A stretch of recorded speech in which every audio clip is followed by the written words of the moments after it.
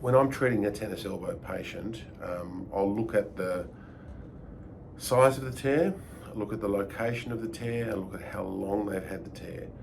Now, the worst case scenario is a big tear that's been there for a long time. If you've got a small tear and it's been there for a short time, that may very well heal with conservative measures. But beyond a critical size, it's not going to heal by itself. It probably needs some intervention.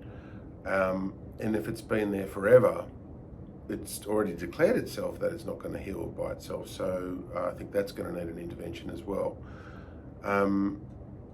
My treatment algorithm is very simple. There are just three broad treatment groups. Number one is hand therapy and splints. Number two is various biological injections. And number three is surgical procedures. So we go back to number one. Hand therapy and splints, they, apart from showing you some strengthening of the adjacent muscle groups, what we would do is have you wear two devices, a counterforce brace, which is a strap that goes below the elbow, around the arm, like a strap. We call that a counterforce brace. Usually it's secured with Velcro. At the wrist, we'd have you wear a brace that goes from here to here, and that's called a wrist extension splint. Stops you from extending the wrist, and those two devices will help neutralize forces at the elbow. By keeping the wrist still, ironically, we're actually helping the elbow. Secondly, biological injections. There's platelets, there's stem cells, there's tenocyte cells. My preference until now has always been to use platelet cells first because it's a hell of a lot cheaper. It's measured in hundreds of dollars rather than thousands for the other two.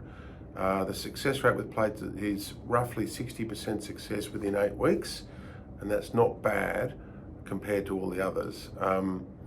I can elaborate, but probably it's beyond the scope of this video right now. The third treatment group is surgical procedures.